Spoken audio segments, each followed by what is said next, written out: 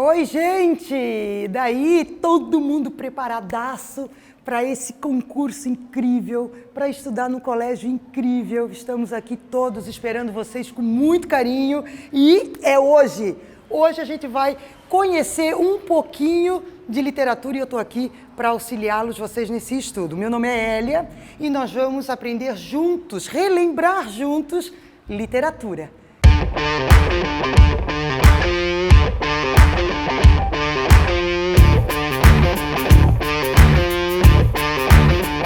Fechou? Gente, sem dúvida nenhuma, essa admissão do primeiro para o segundo ano, a gente já imagina o pré-requisito de vocês, né? E a gente não pode deixar de falar do nosso amigo Manuel Bandeira. Esse é o queridinho dos vestibulares, o queridinho dos nossos Enems da vida e também fiquem ligadinhos aí para o nosso concurso. Tá? Manuel Bandeira, um poeta da primeira geração modernista, show de bola, né?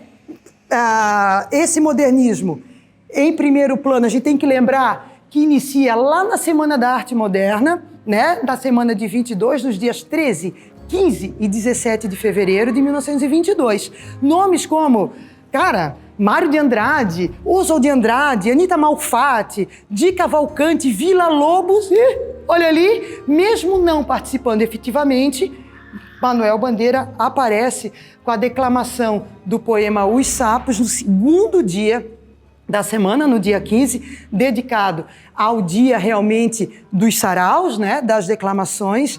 E quem declama esse poema Os Sapos para Manuel Bandeira é o amigo Ronald Carvalho, que na verdade esse poema foi um boom, né, bicho?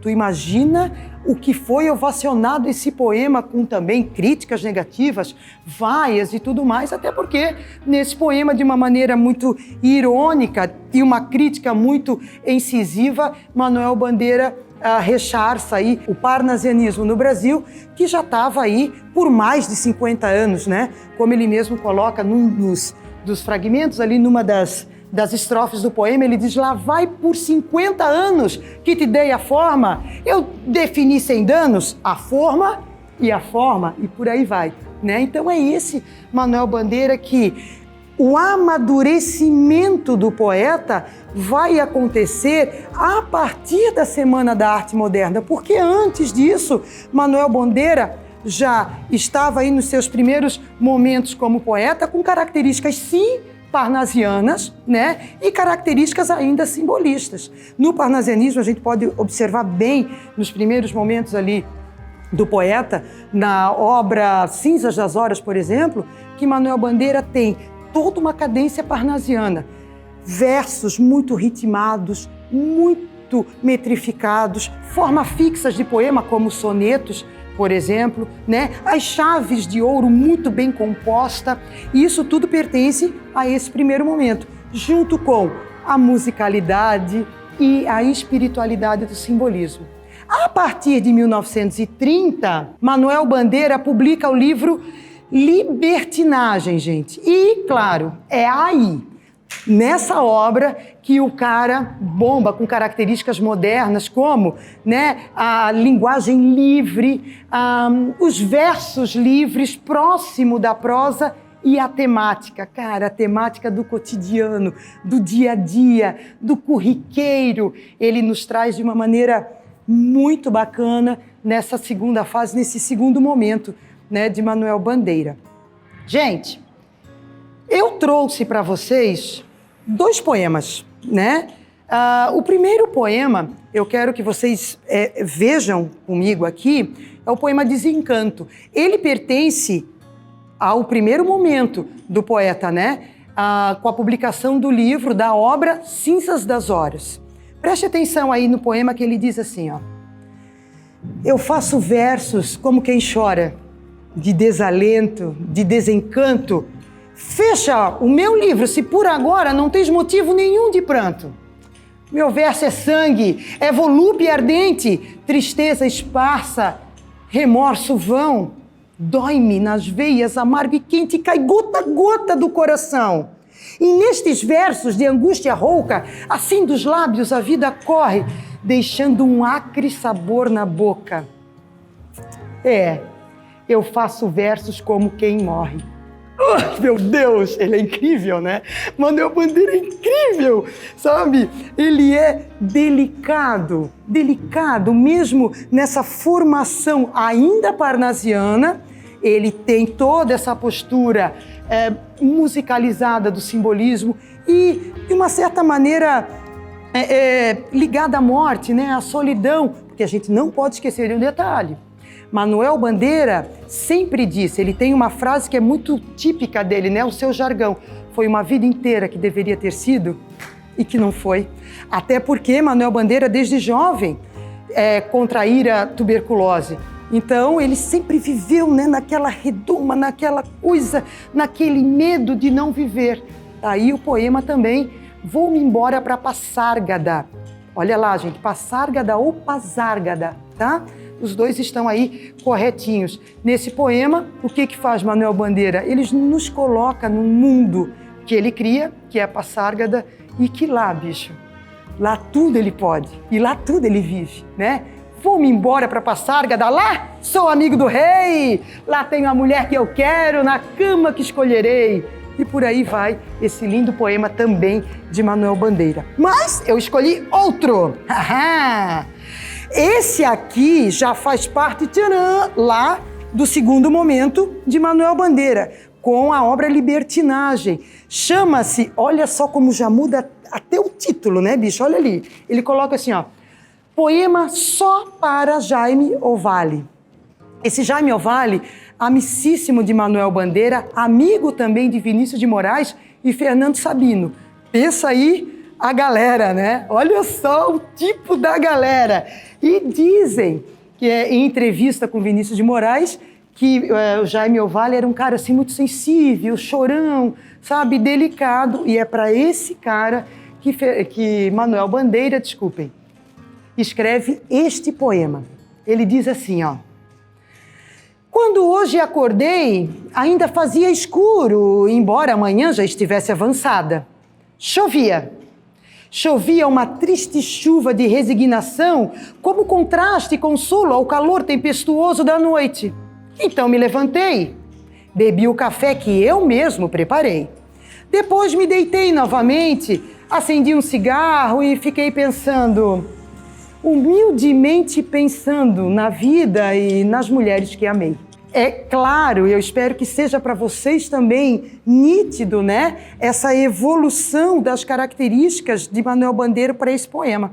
Esse poema é uma conversa, né? A poesia torna-se mais próxima da prosa, com versos livres. Percebam ali no segundo verso que ele faz inclusive um aposto. O que é um aposto mesmo? Aposto é o que tu vais explicar, a explicação do teu termo anterior. Então ele diz assim, ó, quando hoje acordei ainda fazia escuro. Aí ele vai te explicar, embora amanhã já estivesse avançada. Isso é o boom, é o start, né? Ali do momento modernista. E assim ele vai continuamente conversando, tendo uma conversa com o amigo Jaime. Inclusive, ele coloca ali, né, um diálogo, que também é outro traço muito modernista. E a temática muito clara de Manuel Bandeira nesse poema é o cotidiano, o corriqueiro. Levantei, tomei café, pensei na vida, certo? Gente, é isso aqui, são essas dicas que eu queria dar de todo o coração para vocês. Estou esperando todos, de braços abertos, todos nós estamos esperando vocês. Boa sorte, sucesso! E vamos lá. Beijos!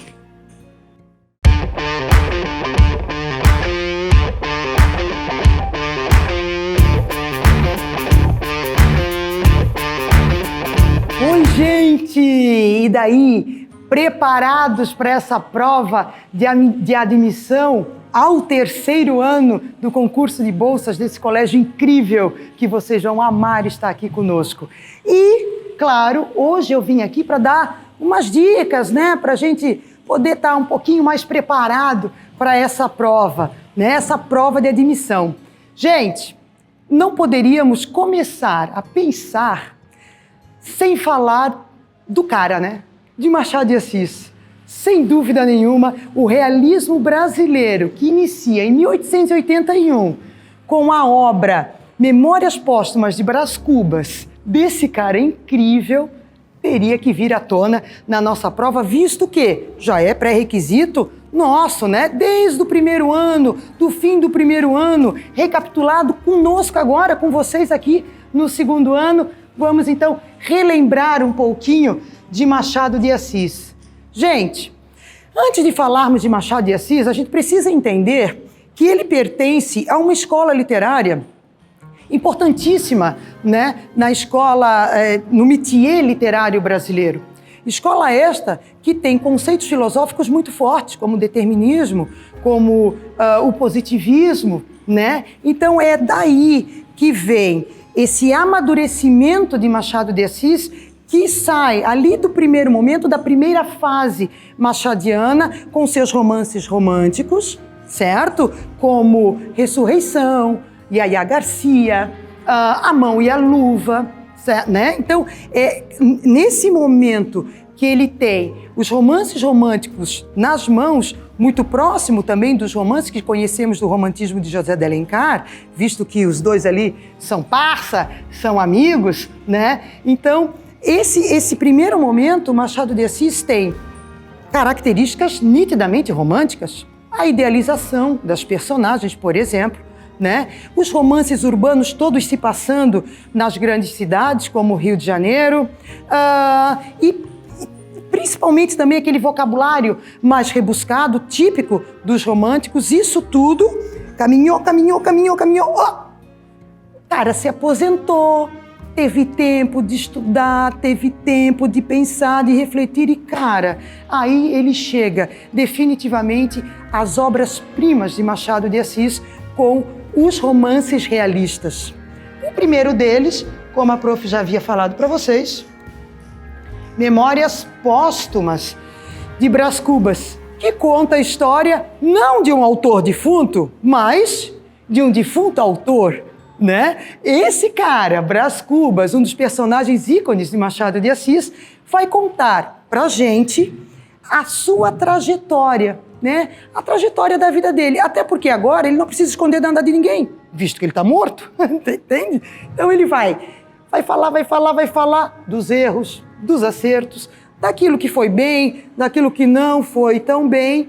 E, claro, ele vai finalizar com uma das características machadianas muito claras, né? Essa obra temporal que vai, que volta, que vem, que lembra, certo? Então ele tem toda essa cadência machadiana. Já Quincas Borba, a obra Quincas Borba também tem essa representação muito forte do realismo de Machado de Assis, mas o boom do Quincas Borba é o próprio Quincas, né? Que é o personagem aproveitado do primeiro romance de Memórias Póstumas de Brás Cubas. Então ali, ó, o boom, gente, o que a gente não pode esquecer é que na obra de Quincas, uma das características que aparece de Machado de Assis é esse aproveitamento dos personagens e a ironia muito clássica machadiana, quando Quincas extrapola aí a filosofia do humanitismo. Aos vencedores, as batatas, dizia ele. Então, essa é o boom ali, né? O momento de Quincas Borba no realismo brasileiro. A terceira obra de Machado de Assis, Dom Casmurro. Ai, cara, essa é incrível, né? A gente precisaria aqui de horas para a gente bater um papo, eu aqui, vocês aí, sobre Dom Casmurro, né? Traiu ou não traiu? Vamos ficar com essa incógnita pela eternidade. Nós temos ali, então, o Bentinho, que é o próprio Casmurro, uma narrativa em forma de diário em primeira pessoa, que ele acredita na possibilidade da traição da esposa Capitu com o melhor amigo Escobar. A próxima obra que temos, Esaú e Jacó, o encontro ali dos dois irmãos, que nós vamos ter o conselheiro Aires para definir e delimitar aí essa briga, né, essa coisa mal resolvida entre os irmãos, fazendo uma apologia aí, gente. Olha lá, uma apologia às histórias bíblicas, né, dos irmãos Esaú e Jacó. E Memorial de Aires. Memorial de Aires, eu adoro. Memorial de Aires, bicho, é o livro, é a obra machadiana inacabada, né? Ele deixou inacabada e agora, claro, ficamos ali naquela imaginação do que poderia ter sido, né? Com o personagem Conselheiro Aires, até porque Machado de Assis acaba morrendo antes de finalizar, infelizmente, mais uma das suas obras-primas. Com isso tudo acontecendo, com essas obras todas acontecendo, é claro que as características do nosso autor aqui vão mudar, visto que ele sai de uma cadência romântica e parte para um princípio com outros métodos filosóficos, né, com outro conhecimento para o realismo. Então as características dele também mudam. As características dele, que eu falo intrínsecas, não da escola realista em si, mas as características machadianas. Chamamos elas, então, de características intrínsecas machadianas, como, por exemplo, ele é um grande mestre, né, gente, do foco narrativo em primeira pessoa. Não podemos esquecer que Machado de Assis também, sem dúvida nenhuma, tem uma habilidade imensa no foco narrativo em terceira pessoa. Mas em primeira pessoa, bicho, as obras dele em primeira pessoa, ele tem um papel e ele sabe o seu papel de narrador. É isso que faz do Machado de Assis o gênio, né? O gênio, um dos gênios da literatura. Porque ele sabe o seu papel, ele sabe que é naquele ponto em diante ele não pode passar. É a vida dessa personagem que ele mesmo criou. Outro detalhe importante, gente, as frases, né, os períodos machadianos são muito simples. Nada muito cheio das orações ali, das subordinações. Não. É simples, tá? Ele é seco, ele é muito claro e muito objetivo, essa tendência machadiana, né? Em todos os romances realistas.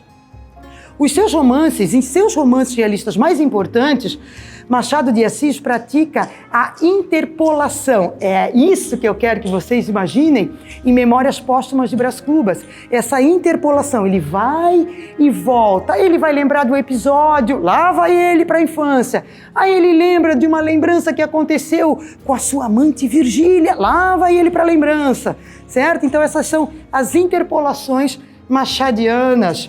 E também, claro, uma das características mais atraentes, né, mais refinadas de Machado de Assis é a ironia.